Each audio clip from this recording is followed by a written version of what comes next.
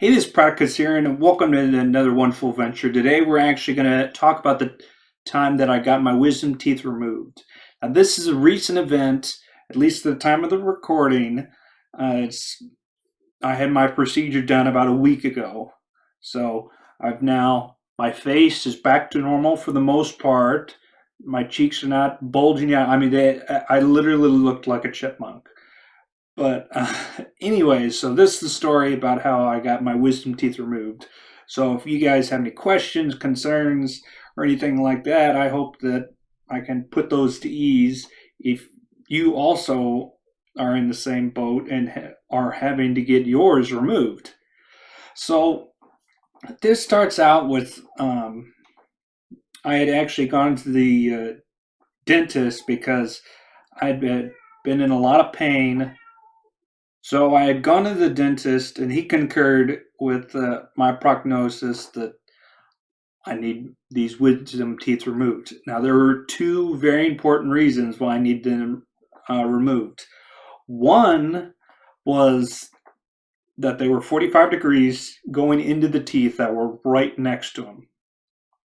So that was number one. Number two is one of them had a cavity in it, and it got to the point that my best guess is it ate through the nerves at one point, because I was in so much pain one night in particular that I could not sleep. And I mean, I had literally about gotten the pliers out of the toolbox and went to try and pull them out myself. I would not have felt as much pain as I was in. It was that bad. And that was even with, like, I had tried ibuprofen, I had tried Aleve, I had tried all that stuff.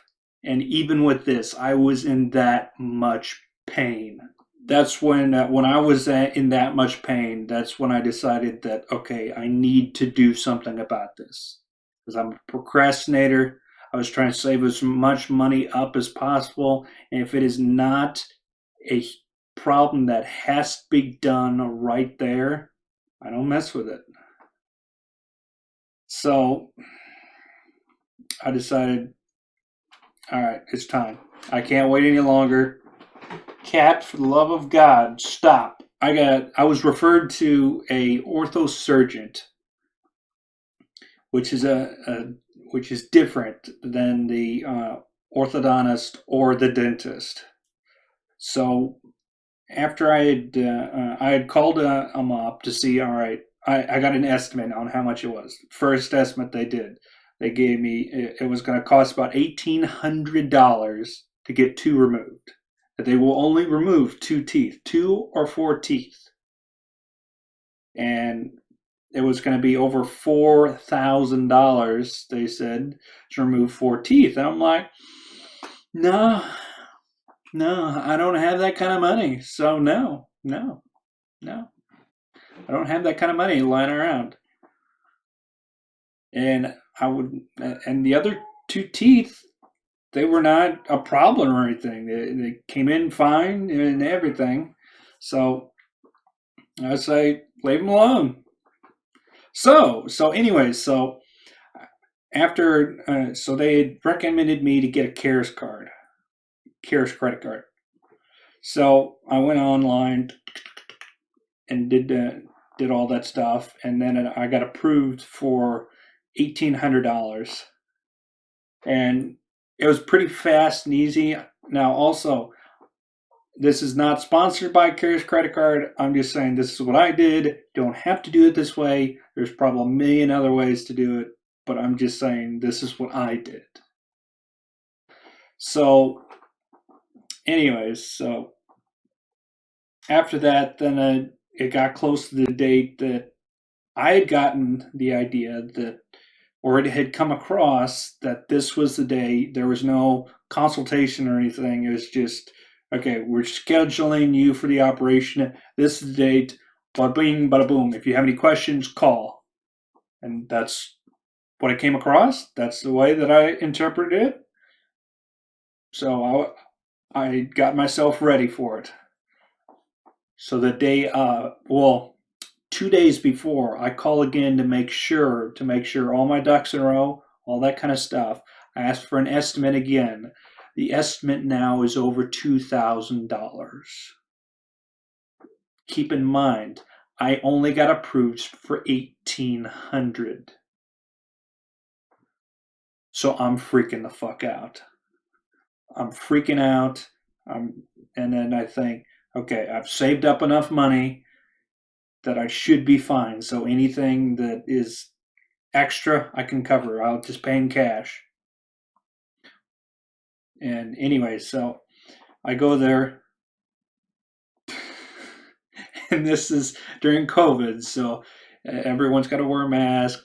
And maybe it's still at COVID when this is when you guys watch this. Maybe it is, and maybe it's not. Maybe it's that thing that happened 40 years ago. Who knows?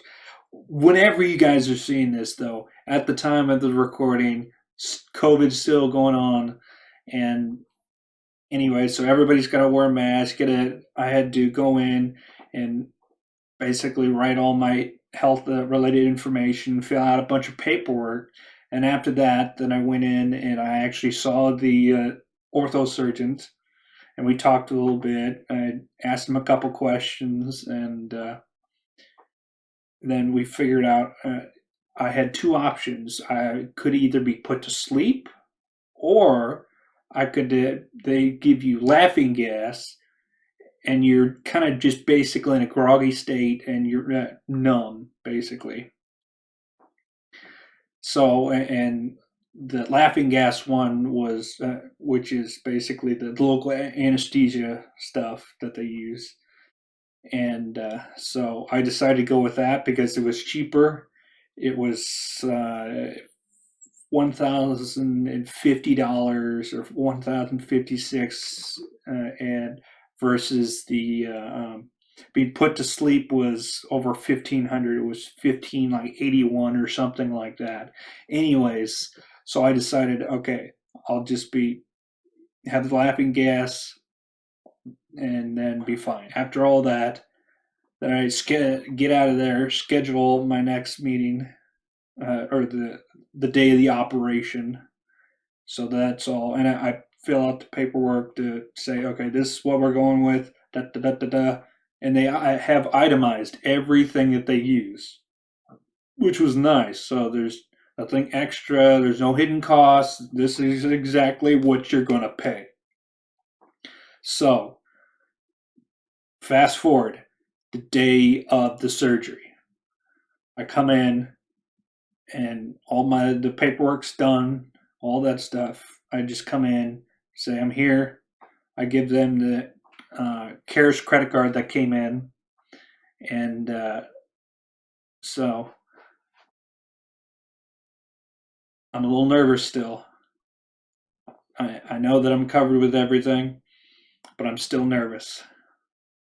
So then they call me in. I go in this room, and I mean, it's got a chair in there and everything that you lay down on. There's some little table where they set their instruments and stuff and whatnot.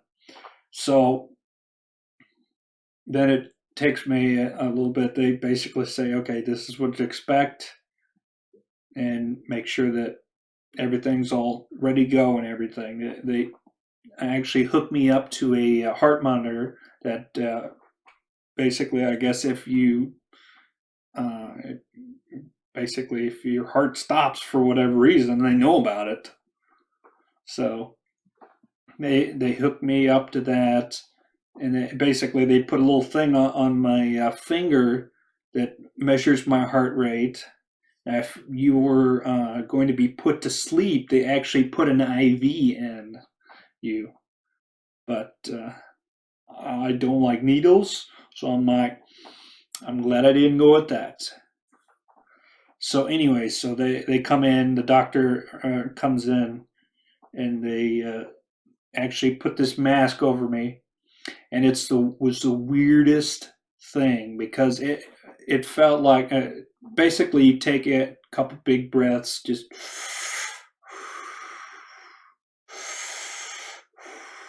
and you continue to do that, and it takes it a 1 or 2 minutes to really get in your system.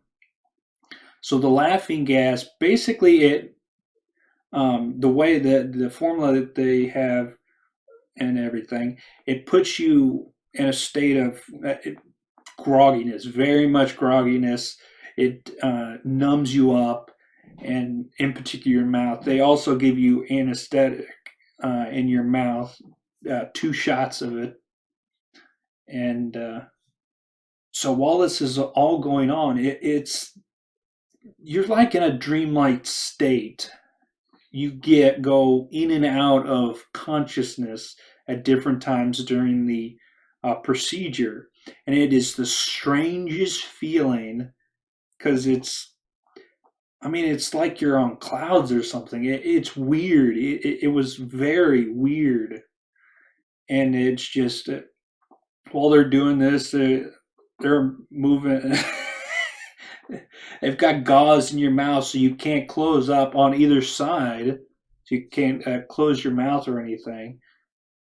And then on top of that, I remember distinctly on 2 different times, they actually would go in. They've got this big drill, and I'm kind of just and they just go, and you can hear it distinctly, and you can feel it. I mean, it's not painful, but you can feel the pressure, and it's like I was imagining it, and it was like if this was the tooth or something, I could feel it go, and then just like nothingness above it, just till it got to the bottom, and I could feel like chunks and stuff coming in. I mean, it's the tooth that's breaking up. That's what it's doing.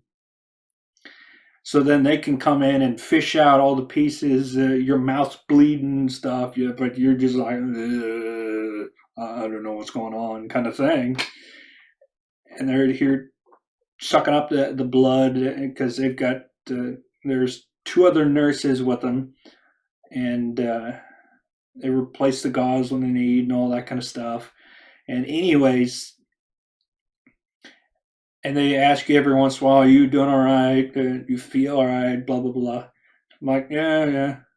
But then whenever you try to talk, then you're just like, because like I said, it's weird.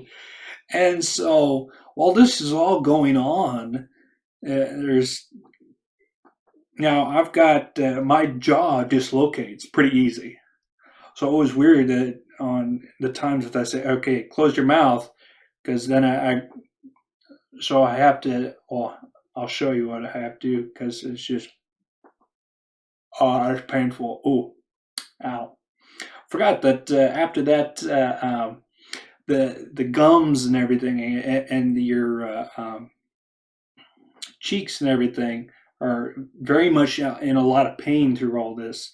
And it's still painful for me to do that when it's out of socket because it just rubs up there where the operation was and it's sore. That was painful. Normally it's not painful. I could do that all the time. But anyway, so it's just one starts to go out of socket and then the other one pops out of socket. And it's just, you can't close your mouth that way. Now it gives them more room to work and everything, but I can't do it. So I have to pull down to the back of the jaw, and then the front of the jaw you have to push back a little bit to basically get it above where the sockets are, and then move it back to where it is. It freaks a lot of people out. But anyways, so back to the procedure. So you keep going in and out of it. But it's not that bad. I mean, it was basically, like I've said before, it was in a dreamlike state. So, and that's basically like what it is through the entire process. And then afterwards, and they, once they're all done and everything, you all right, blah, blah, blah, all the normal stuff that the doctor would say. And you're like, yeah, and you kind of try and talk. But when I tried to talk, I heard what I was speaking. I know when I'm speaking, But when I speak or when I spoke, then it did not sound right. I'd be like, and I guess they're just used to how people talked after that. That they understood. Like anybody else that I talked to after that, they're like, huh? And I kind of had to use hand signals to people like, "Yeah, I'm good," or yeah, because even trying to say yes, most people didn't understand what I was saying. And you're not, especially with the gauze in your mouth, you don't, you try and close your mouth and stuff all the way, and then it's like, it's just a weird feeling. And so they gave me three prescriptions, one for a painkiller, the oxycodone, which I only used two of. They give you 15 pills, I think. And anyways, I ended up only using two, and that was because the first day was painful. Then they also give you the name's escaping me, but basically they give you something to fight an infection or anything, and they give you anyways, but they give you three prescriptions, and it's also basically to just kill an infection that's there, help you with the pain, and then help you if there's the third one is basically for to make sure that you don't have an allergic reaction to anything, which is a thing. I didn't need it, but I took it anyways because that's what it. I just followed all the directions and everything that they gave me. But after the whole procedure, they give you this stuff. They give you a little baggie, basically a little to-go bag that has instructions in it and everything that you need for after the procedure. So then you just leave and you're all cut up in everything because you've already paid for everything and all that. So you just go home and recuperate. Now with mine, it took a while to get the meds. It took us we ended up waiting like 4 hours or something before they finally got the meds. It only turned out the meds that they gave me ended up being only like $29 or something, which wasn't bad. I was expecting like $200 or something, but it was like, no, it's not that bad. So, but the CARES credit card worked on that as well.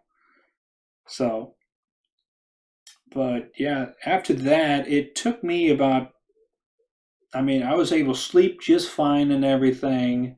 Like I said, I took the one oxycodone like a little bit after I got home finally, and then one right before bed. And for me, the oxycodone, it was it didn't help me with any pain or anything until about 2 hours. It took me about 2 hours before it started affecting me.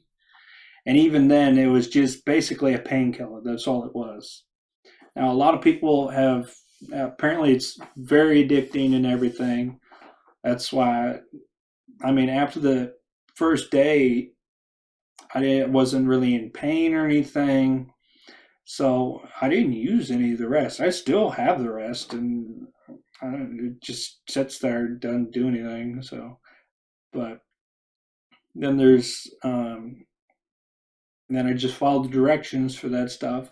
I had chicken noodle soup.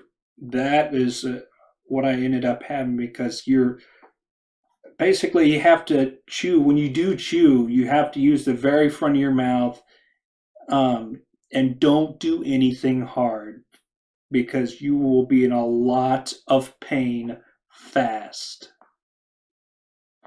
But I did chicken noodle soup for about the first 3 days, and then after that, then I started eating stuff that in little bites, it's just like little things. Even like if I wanted a piece of candy or something, I took a chocolate chip, single chocolate chip, and kind of just basically let it melt in my mouth. If I did chew on it, then I only chewed it like right up here, because otherwise it would be painful. So, but I got through it. I mean, I was able to talk normal about, I want to say by evening time that first night, because I mean it was about 3 or 4 hours at least before I was able to talk fine, because otherwise it sounded like the mouth muscles just were not working correctly because you've got all that anesthesia and stuff in them still. So, but so yeah, that's my story about when I got my wisdom teeth removed. I hope this, if you have it coming up, I hope I didn't terrify the daylights out of you. It's not that bad. So I hope you guys enjoyed this video. If you did, hit that like button. Don't forget to subscribe for more of this kind of content in the future. So thank you guys so much, and I'll see you guys next time. Peace out.